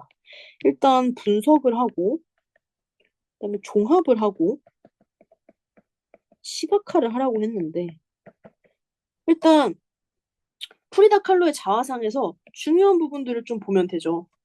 분석을 하라는 거는 이 제시된 지문도 분석해야 되고 그림도 분석을 해야 되거든요. 그러니까 이 제시된 작품을 참고해서 내 자화상을 그리라는 문제잖아요. 그러니까 제시된 작품이 프리다 칼로고 여기에 상징적인 것들이 정말 많이 사용이 되었기 때문에 너도 상징적으로 그려라. 너 직접적으로 자화상 그리지 말고 너가 뭐 겪었거나 실제로 뭐 경험했던 거를 가지고 자화상을 그리라는 문제입니다. 상징적인 표현들이 사용되었다는 것만 파악했어도 사실은 이 첫 번째 분석의 단계에서는 정말 잘한 거예요. 그 다음에 이제 종합적 사고. 종합을 할 때는 이제 분석한 내용을 바탕으로 나한테 좀 적용을 해볼 건데요. 이제 뭐 상징적으로 표현을 했다고 하니까 나도 상징적인 것들을 표현을 해서 드로잉을 해봐야겠다라고 생각을 하시면 될 것 같습니다. 이 학생 같은 경우에는 그러니까 뭔가 외부로부터 공격을 받았던 것, 그러니까 화살이 나를 점점 뭐 아프게 만들고 아직도 내면에는 그때 상처가 있고 뭔가 밴드로 나를 뭐 붙여놨지만 뭐 거기 뭐 상처가 있고 뭐 그런 것들을 표현하려고 했죠. 그러니까 내 입장에서 생각을 한 거예요. 사실은 뭔가 우울했던 나의 자화상을 표현을 사실적으로 했다면 그렇게 좋은 점수를 받지 못했을 거예요. 왜냐하면 해당 작품에 프리다 칼로의 작품에 상징적인 요소들이 들어가 있는데 그거를 무시하고 사실적으로 그려버린 게 된 거니까 문제 이해를 제대로 못한 학생이 되어버립니다. 그래서 오히려 저렇게 상징적으로 표현을 해준 게 훨씬 더 잘한 부분이라고 말을 해줄 수 있을 것 같아요. 그래서 뭐 이제 저 친구 그림이 이제 시각화를 한 거죠. 자화상을 그릴 때 이제 내 내면의 세계를 풀어내서 이제 힘든 시기를 겪었기 때문에 저 친구 같은 경우에는 저렇게 표현을 했다는 거를 알아주시면 될 것 같습니다. 보통 표현 문제는 6개의 패턴이 있습니다. 자화상, 사회 문제, 그림 확장해서 그리기, 사물 디자인, 그다음에 자신의 작품을 작가의 작업을 토대로 구성하는 것, 그리고 페이퍼가 있어요. 근데 여러분 우리가 지금 제가 언급을 제대로 안 하고 넘어간 게 있는데 발상 과정 스케치가 추가됐어요. 발상 과정 스케치예요. 라이팅이 아니라 드로잉입니다. 그래서 이번에는 A4 사이즈의 그림을 그릴 때 좀 칸을 나눠서 그리는 것도 추천드려요. 뭐 1단계는 아까 말했다시피 분석한 것, 분석한 것을 좀 드로잉을 하고 두 번째 거에는 이제 종합한 것을 좀 이제 내 입장에서 어떻게 느끼는지에 대해서 좀 그리는 것도 괜찮고 그리고 여기다가 결론적으로 최종 보스를 그려주는 게 좋겠다는 생각이 좀 드는데 아직 이거는 홍대에서 제대로 공지를 하지 않았고 홍대도 잘 모르고 있는 상황이기 때문에 뭐라고 딱 말하기가 조금 애매한 것 같습니다. 무튼 뭐 발상 과정에 대해서는 여기까지만 말을 하고요. 그리고 일단 자화상 문제가 정말 많이 나오거든요. 자화상 문제를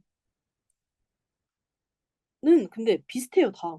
뭐 작가의 작품을 보고 나를 그려라 이기 때문에 자화상은 한 두세 개 정도 만들어가는 걸 추천합니다. 두세 개 만들어 가세요. 뭔가 상징적인 거, 은유적인 거, 행복했던 자화상, 슬펐던 자화상, 아니면 뭐 특별했던 자화상, 뭐 그런 식으로 해서 세 개 만들어도 되고요. 이거는 좀 만들어가면 시험장에서 당황할 확률이 조금 적어집니다. 본인의 얼굴을 그대로 묘사하지 않아도 돼요. 그냥 뭐 어떻게 보면 빈 의자가 본인의 자화상이 될 수도 있죠. 그곳에 뭐 내가 뭐 맨날 앉아 있어야 되는데 뭐 학생마다 이거는 스토리가 다르니까 뭐라고 말을 할 수는 없겠지만 사물이나 동물이 본인을 상징하는 요소로 사용이 돼도 됩니다.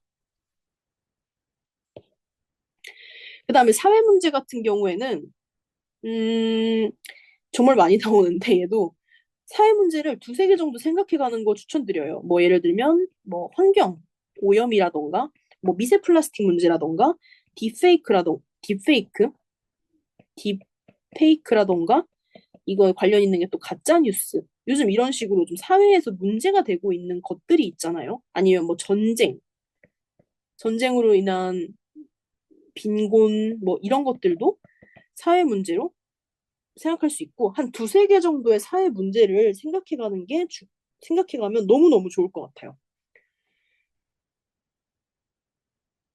지금 댓글에 질문이 있는데요.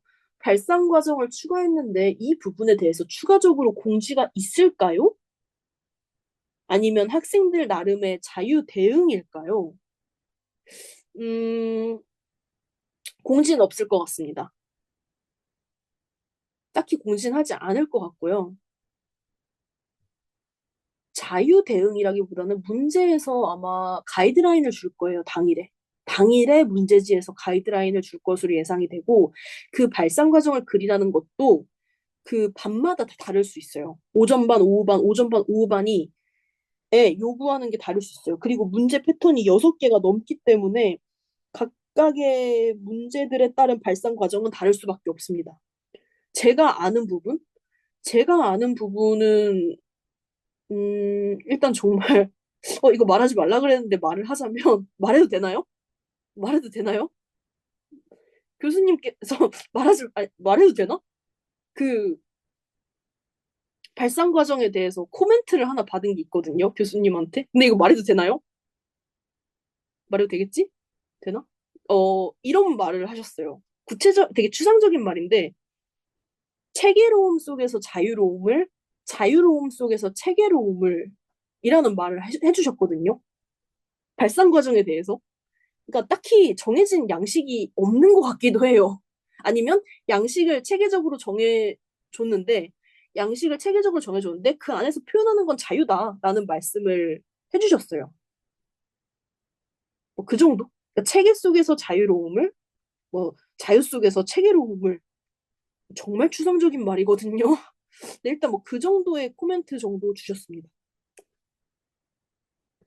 이거 말하지 말라고 했는데 말해도 되겠죠? 말해도 되나? 아무튼 네. 아, 감사합니다. 네, 이제 그림을 확장해서 그리는 건 좀 뒤에서 보고 사물 디자인은 말 그대로 사물 디자인이고요. 그다음에 이거 나머지는 다 이제 뒤에서 그림을 보면서 좀 얘기를 해볼게요.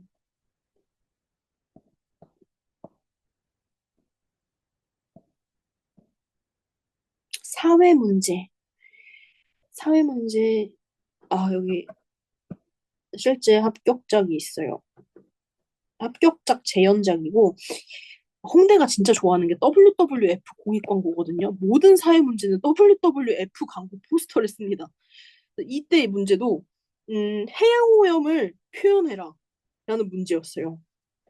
그래서 이제 문제를 먼저 분석을 하고 일단은 그림을 분석해야겠죠. 뭐 여기 보면 그 플라스틱 숟가락이 산호초처럼 되어 있거든요.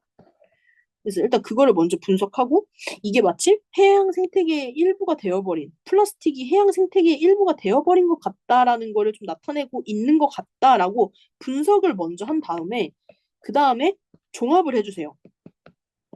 종합적 사고. 예를 들면 뭐 플라스틱 병을 물고기처럼 해보면 어떨까? 혹은 비닐봉지를 뭐 해파리나 파도처럼 해보면 어떨까? 그래서 해양 오염이 자연환경에 얼마나 영향을 미치고 있는지 좀 표현을 해봐야겠다라고 종합적으로 사고를 하고 난 뒤에 음, 시각적으로 이제 시각화를 해줄 건데 뭐 저 이제 앞에 있는 그림 같은 경우에는 물고기 페트병을 그려가지고 사람들이 일회용품으로 먹고 있는 어떤 장면을 그렸다고 말을 했던 걸로 기억합니다. 뭐 그런 식으로 시각화를 해주면 되고요. 문제를 하나하나 다 풀기에는 조금 힘들 수 있을 것 같아서 바로 그림 확장해서 그리기로 넘어가 볼게요. 그림 확장해서 그리기는 다양한 것들이 나옵니다. 뭐 이런 식으로 도형도 아니야. 선을 줄 때가 있고요. 아니면 뭐 볼링? 아니 볼링이 아니지. 갑자기 볼링이 왜 나왔지? 점선면을 이용해서 모습을 표현하라는 문제도 있고요.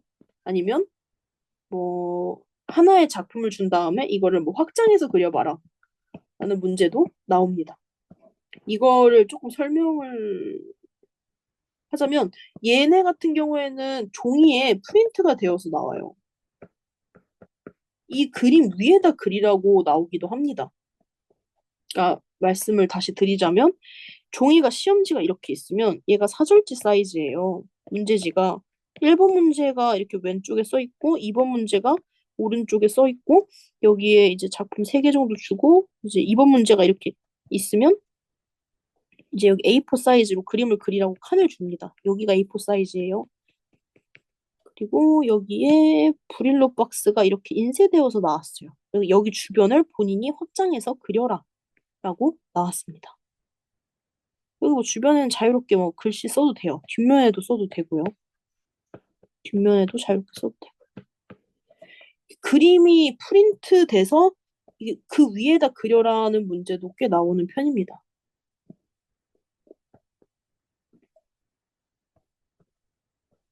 그다음에 이제 사물 디자인 같은 경우에는 정말 디자인의 개념에 가깝기 때문에 딱히 이거는 코멘트를 뭐 엄청 드릴 필요가 없을 것 같긴 한데 예를 들어서 이 문제만 좀 볼게요. 제시된 재질을 사용해서 입체 작품을 만들고 설명해라 라는 문제가 나왔다면 일단 분석을 해줍니다. 철망이랑 그리고 잔디 이거의 성격은 좀 다르다. 뭐 철망은 뭐 갇힌 공간이나 제한된 자유를 연상시킬 수도 있고 잔디는 생명력, 뭐 자유 이런 거를 좀 할 수 있는데 이걸 어떻게 조합을 해볼까 하면서 이제 종합으로 넘어가는 거죠. 종합적 사고로 넘어갑니다. 대조적인 성격을 표현하는 방법도 있겠죠. 뭐 아니면 억압된 뭐 잔디가 있고 이 뭐 케이지 같은 곳에 곳을 잔디가 뚫고 나온다던가 해서 뭐 자유와 성장의 상징으로 할 수도 있을 것 같아요. 그 생각을 했으면 이제 시각화 드로잉을 해줍니다. 뭐 철망을 이용해 울타리나 벽을 만들고 거기서 이제 잔디가 막 삐져나와서 경계를 넘어서는 모습을 표현할 수 있을 것 같아요. 제가 지금 일부러 그림을 많이 안 보여줬는데 왜 안 보여줬냐면 아까 자화상 문제 정도만 드로잉을 해줘도 사실은 괜찮아서 사실 그림 실력을 그렇게 많이 보지 않거든요. 그래서 자신의 아이디어를 그냥 시각화할 수 있는지 딱 그 정도 보는 거라서 그림은 딱히 예시를 많이 안 보여드려도 될 것 같다는 생각을 했어요. 그다음에 작가의 작업을 토대로 자기 작품을 구상하는 거는 또 똑같죠. 뭐 분석을 한 다음에 종합을 하고 그 다음에 시각화를 해주면 됩니다. 예를 들어서 이 작품 같은 경우에는 시간성을 표현하기 위한 작품인데 이거를 모티브로 하라고 했으니까 시간성을 모티브로 한 작품을 하라는 뜻이에요. 시간성을 모티브로 한 작품을 해라. 일단 그렇게 분석을 먼저 하고요. 아, 시간성을 나타내라는 거구나. 혹은 뭐 동적임을 나타내라는 거구나. 그러면 이제 내 입장에서 종합을 해보면 자신이 경험했던 것들, 거기서의 시간, 뭐 순간들을 좀 표현을 해보자. 뭐 동적인 부분처럼 뭐 표현을 해보자 해서 뭐 하루의 흐름을 나타낼 수도 있고, 뭐 계절의 변화를 나타낼 수도 있고, 뭐 인생의 전환점들이 있었던 것을 드로잉으로 표현할 수도 있을 것 같아요. 텍스트의 이미지화가 사실은 요즘 새롭게 많이 나오는 유형인데 예전부터도 많이 나오긴 했어요. 홍대가 제일 좋아하는 시인은 이상입니다. 이상의 시에서 정말 많은 문제가 나와요. 이런 식으로 텍스트를 한 두 줄 준 다음에 그림으로 그려라라는 문제도 있는데 가끔씩 이런 문제도 나와요. 한번 읽어보시겠어요? 잠깐.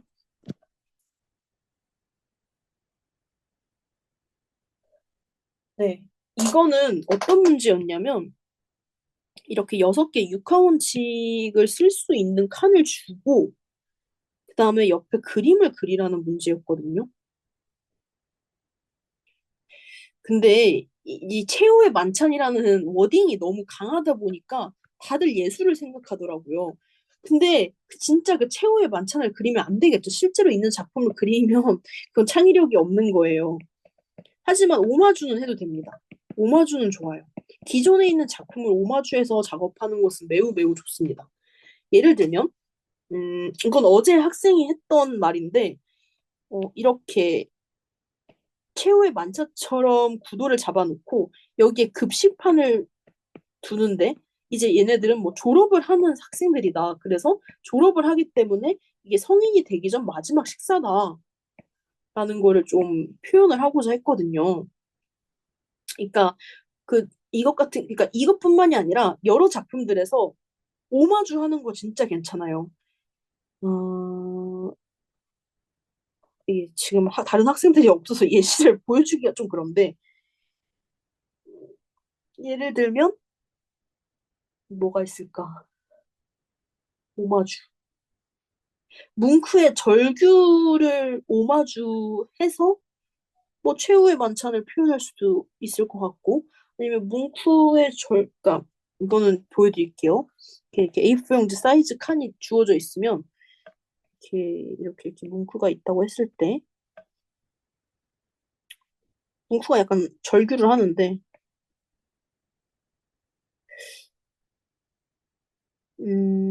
뭉크가 절규를 하고 이게 최후의 만찬이니까 뭔가 죽음을 지켜보는 뭉크로서 오마주를 해도 괜찮을 것 같아요. 뭐 최후의 만찬을 먹는 자신이 정말 뭐 사랑했던 사람이 뭐 죽는 그런 최후의 만찬을 봐도 되고 아니면 본인이 음식을 먹임을 당하는 뭔가 쥐약 같은 거를 먹임을 당하는 거를 그려도 괜찮습니다. 오마주해서 그려도 되고요. 너무 빠르게 진행을 하고 있어서 조금씩 마음에 안 들어요, 지금. 네. 이런 문제 패턴에 대해서는 좀 알아두심이 좋습니다. 그래야 시험장 가서 크게 당황하지 않고요. 그다음에 이제 미술 면접 기본 질문이자 추가 질문에 대해서 좀 말을 해볼게요. 이제 면접 기본 주의 사항은 절대 면접 볼 때 단답형으로 대답하지 말아주세요. 뭐 학생은 뭐 예를 들어서 디자인 학부 중 어느 것에 관심이 있어요? 라고 물어보면 저는 산업 디자인에 관심이 있습니다. 에서 끝내면 안 돼요. 산업 디자인에 관심이 있습니다. 뭐 저는 이러이러한 계기로 산업 디자인에 관심을 갖게 되었고, 뭐 앞으로는 이러이러하게 공부를 해서 산업 디자이너로서 성장하고자 합니다. 이런 식으로 뒷얘기를 해줘야 되는데, 네, 저는 산업 디자인에 관심이 있습니다. 까지만 말을 해주면 안 됩니다. 꼭 그런 이유와 그때 그 상황을 그 얘기를 해주시고요. 대답에는 이유, 계기, 느낀 점을 한꺼번에 말하는 것이 좋습니다. 그리고 대답을 두 갈씩으로 해주고요. 그리고 자신의 의견을 말할 때 논리적으로 말해주는 거 정말 중요해요. 앞뒤 맥락에 좀 맞게 얘기를 해주고요. 그리고 예를 들어 미술사에 대해서 말할 때, 이거는 큐비즘입니다. 라고 말하지 않는 편이 좋아요. 정확하지 않다면 그렇지 않는 게 좋고, 차라리 뭐뭐라고 생각합니다. 뭐 이거는 큐비즘이라고 생각합니다. 혹은 이거 큐비즘이라고 알고 있습니다. 또 이야기하는 게 훨씬 좋겠어요. 그러니까 자기가 잘 모른다면 모르는 것에 대해서는 어설프게 대답하지 않는 게 좋겠습니다. 제가 그래서 면접에서 효과적으로 답변하는 방법을 한 세 가지로 패턴화를 시켜봤는데요. 일단은 우리 막 말할 때 이렇게도 말할 수 있을 것 같아요. 뭐 디자인을 통해 세상과 소통하는 방법은 여러 가지가 있다고 생각을 하는데 첫 번째는 이런 거고요. 두 번째는 이런 거고요. 세 번째는 이런 겁니다. 라고 말을 해주는 게 좋겠어요. 그리고 아니면 한 가지에 대해서 좀 자세하게 심도 깊게 말해주는 것도 방법이 될 것 같아요. 근데 이거 질문에 따라서 조금 대답이 달라지기 때문에 크게 세 가지 패턴으로 나눈 거고요. 그러니까 아예 뭐 공예의 문화적 가치가 이러이러하다라고 쭉쭉 말을 해도 되고 아니면 C, C 챕터처럼 뭐 여러 가지 다양한 요소들이 있는데 그 중에서 하나를 예를 들어 보자면 이라고 말을 해도 됩니다. 그러니까 여러 가지를 뭐 많은 게 있어요, 다양한 게 있어요라고 말을 한 다음에 그 다음에 그 중에 하나를 골라서 말을 하는 것도 되게 좋은 답변의 방식이 될 수 있어요. 이거 아까 전에 이수님이 물어보셨는데 지원 동기랑 활동 관련? 그러니까 이게 면접 기본 질문에 대해서 좀 물어보셨는데 나가셔가지고 좀 녹화본을 꼭 전달을 드리겠습니다. 이거에 대해서 하나하나 코멘트를 살짝 해보겠습니다. 자기소개해주세요. 정말 많이 나와요. 예를 들면 일단 들어왔으니까 면접장에 들어왔으니까 짧게 자기소개해달라. 아니면 끝나기 전에 어필해달라. 는 질문이 진짜 많이 나와요. 30초 동안 혹은 1분 동안 자기소개해달라. 이런 거 많이 나옵니다. 그리고 이거 세 번째 거 중요한데, 우리 학교에 흥미를 가진 이유가 무엇인가요가 진짜 무서운 질문이에요. 이게 왜 무섭지? 라고 생각을 하실 수 있는데, 그러니까 면접 답변이, 그러니까 우리 학교에 지원한 이유가 다른 학교랑 호환이 되면 안 돼요. 이게 뭔 소리일까요? 우리가 이제 대표적인 미활보 대학이 고대랑 이대랑 홍대가 있어요. 근데 여기 세 개로 그래서 예시를 들을게요. 그래서 홍대를 지원한 이유랑 고대를 지원한 이유랑 치환이 될 수 있으면 안 됩니다. 이게 도대체 뭔 소리일까요? 홍대만의 데이터, 홍대만의 그런 여태까지 쌓아온 길을 제대로 말해주면서 그래서 이것에 대해 흥미를 가지게 되었어요라고 말을 해줘야 돼요. 예시를 그냥 들어서 말을 할게요. 그러니까 홍대에 지원한 이유는 뭐 홍대는 우리나라에서 뭐 제일 오래된 미술 학교이고 수많은 뭐 작가들이 필드에서 활동을 하고 있으며 미술 명문이라고 생각해서 최고의 미대에서 미술을 배우고 싶어서 홍익대를 지원하게 됐습니다라고 말을 하는데 이게 고대에는 적용이 안 되죠. 고대가 고대가 미술 처음 미술 학교도 아니고 그다음에 사실 미술 교육과에서 바뀐 지도 얼마 안 됐기 때문에 이제 고대에서는 또 다른 흥미를 말해야 되는 거죠. 그러니까 뭐 고대에서는 뭐 미술 교육의 뭐 전통을 가지고 있고 뭐 제가 교육에 관심이 있어서 그 맥락을 가지고 있는 뭐 고대에 지원하게 되었다 뭐 이런 식으로 말을 할 수도 있는 거고 아니면 고대에서 뭔가 뭐 고대 뭐 졸업 전시를 보고 그 졸업 전시에서 뭐 큰 뭐 영감을 받아서 고대에 지원을 하게 되었다 뭐 그런 식의 계기가 있을 수 있을 것 같아요. 그러니까 홍대를 위한 지원 동기랑 고대를 위한 지원 동기, 뭐 이대를 위한 지원 동기는 다 달라야 합니다. 그러니까 예를 들어서 저는 뭐 홍대가 최고의 학교라고 생각해서 지원을 했습니다. 저는 이대가 최고의 학교라고 생각해서 지원을 했습니다. 저는 고대가 최고의 학교라고 생각해서 지원을 했습니다. 그쵸? 최고의 학교라고 생각해서 지원을 할 수 있는데 이거는 다 이 세 군데에 다 포괄이 돼버리는 답변이기 때문에 썩 그렇게 좋은 답변은 아니에요. 회사 면접을 볼 때도 그 회사에 대한 구체적인 비전과 미션과 밸류를 파악하고 말을 하는 게 좋지. 그냥 어디에서나 할 수 있는 말을 하는 거는 썩 그렇게 좋은 평가를 받지 못합니다. 음,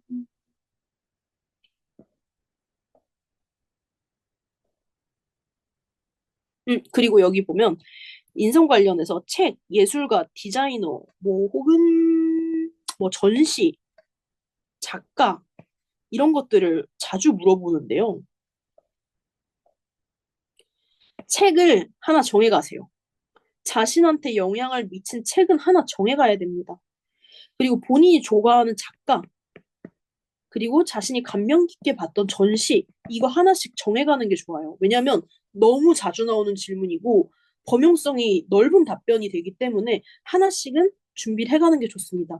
예를 들어서 내가 책에 대해서 준비를 해갔는데 교수님이 뭐 책에 인상 깊게 읽은 책에 대해서 안 물어볼 수도 있어요.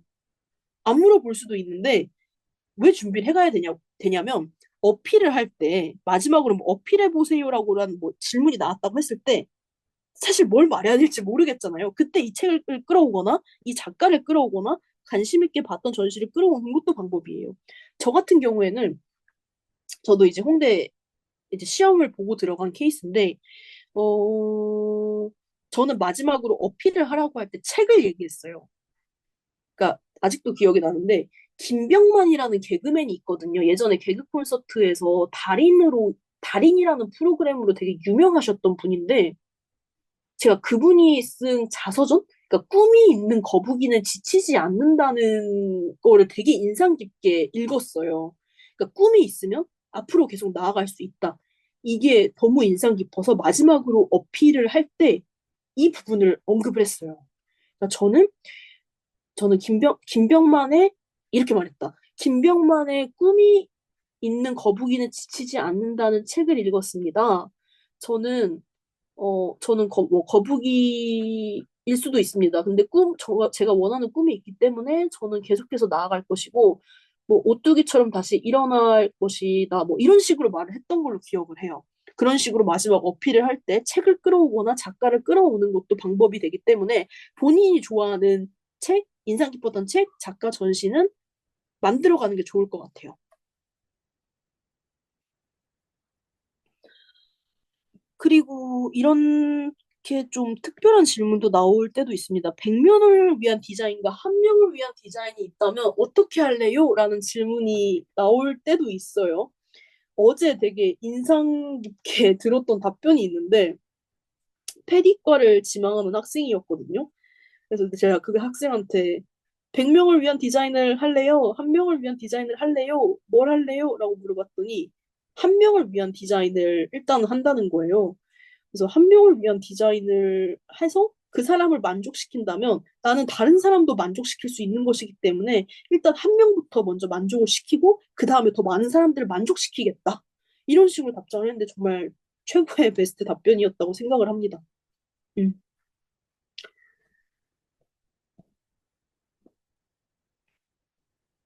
그리고 아까 제가 사회 이슈를 만들어 가라고 했었는데 이게 그림 문제에서 그러니까 표현 문제에서도 뭐 포함이 되는 거지만 이제 서류 진실성 문제에 대해서 확인을 할 때, 그러니까 추가 질문을 할 때, 기본 질문을 할 때, 그리고 사회 이슈에 대한 질문이 나오기도 하니까 이것도 만들어 가는 게 좋습니다.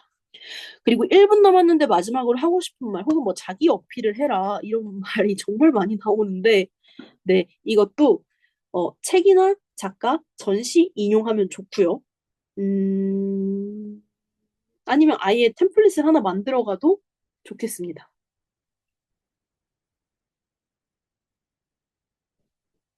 그리고 본인이 하고 싶은 게 아직 뭔지 제대로 모르는 친구들도 있을 수 있어요. 그런 경우에는 솔직히 말을 해주세요. 아직은, 그러니까 미술이 전반적으로 너무 좋고, 아직은 뭐 정확하게 꿈을 정하지는 못했지만, 학교에 입학을 해서 더 다양하게 많은 것들을 배우면서 내가 어떤 장르의 미술을 전공할지를 좀 결정해보고 싶다. 이런 식으로 말을 해도 됩니다. 그러니까, 그리고 모르면 모른다고 해주세요. 예를 들어서 예전에 도예 유리과 문제였는데, 교수님이 분청사기 알아요? 분청사기에 대해서 설명할 수 있겠어요? 라는 질문을 했었거든요. 근데 학생이 그냥 아는 것처럼 막 대답을 했는데, 사실 그 학생이 말한 건 다 틀렸었고, 분청사기에 대해서 제대로 답을 못했어요. 근데 그렇게 예를 들어서 뭐 분청사기 알아요? 뭐 큐비즘 알아요? 미니멀리즘 알아요? 이런 거 물어봤을 때 모르면 알면 대답을 해도 돼요. 근데 모르면 모른다고 솔직히 말을 하고 솔직히 말을 한 다음에 그래, 아직은 이 부분에 대해서 잘 모르지만 대학에 입학한 후에 이 부분에 대해서 좀 더 알아보고 싶습니다. 이런 식으로 말을 해주면 됩니다. 좀 솔직하게 말을 해주고 모르면 모른다고 확실히 말해주는 게 좋아요. 그리고 이제 합격생 면접 실제 상황 같은 경우에는 너무 핫했던 게시글이기도 하고 제가 유튜브에도 올려놔서 이 부분은 이제 다 읽어드리지는 않을 것 같은데 그래도 좀 빠르게 말을 해보자면 이 첫 번째 면접 복귀 같은 경우에는 상당히 압박 면접이었어요. 압박 면접이었고 가끔 이런 교수들이 있어요. 그리고 나서 마지막에 사과해요. 압박 면접해서 미안하다고 사과를 하는데 이거는 약간 운이 좌우되는 부분이라 이런 교수가 안 걸리길 좀 바라고요. 근데 합격자 면접 복귀 2번이 사실 제일 정석적이에요. 이게 제일 열이 있고 제일 학생답고 교수다운 복귀작입니다. 이게 작년 문제였거든요. 이 친구가 게임 그래픽과 학생이었는데 지금 학생이죠. 게임 그래픽과. 뭐 픽토그램에 대해서 설명을 하고 그러면 시각 언어로서의 픽토그램에 대해서도 설명을 좀 해달라고 해서 이제 학생이 설명을 하고 이제 교수가 가장 성공적인 픽토그램은 무엇이라고 생각하나요? 그래서 이제 비상구를 말을 하고 다음 문제로 넘어가서 드로잉을 설명해 달라고 했어요.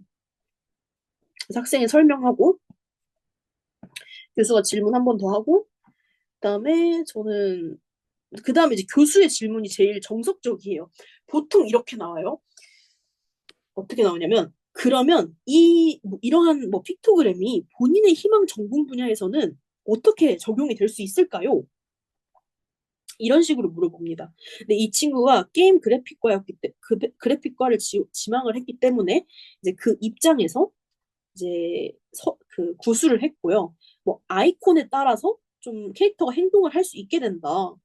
근데 만약에 아이콘이 별로라면 게임의 몰입이 떨어질 것 같다라고 말을 했어요. 그랬더니 교수가 그러면 게임 내 픽토그램이 정보 전달만을 위한 것인가요? 라고 물어봤더니 이 학생이 아니죠. 아닙니다. 뭐 게임의 세계관과 일관성을 유지하는 데도 중요한 역할을 합니다. 라고 말을 해줬어요. 게임에 대한 얘기를 하면서 전공 적합성을 정말 잘 보여준 케이스예요. 전공 적합성. 면접에서.